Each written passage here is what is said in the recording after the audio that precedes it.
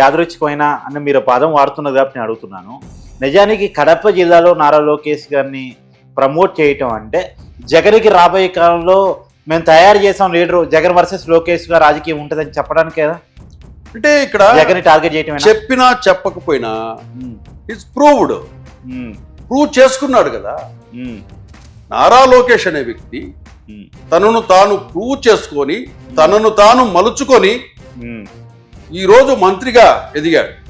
ఇదే నారా లోకేష్ ను ఇదే జగన్మోహన్ రెడ్డి గారు వీళ్ళంతా కూడా ఎంతగా గత 5 సంవత్సరాలు అవును టార్గెట్ చేసి 10 సంవత్సరాలుగా అతని తినే తిండి మీద టార్గెట్ చేశారు.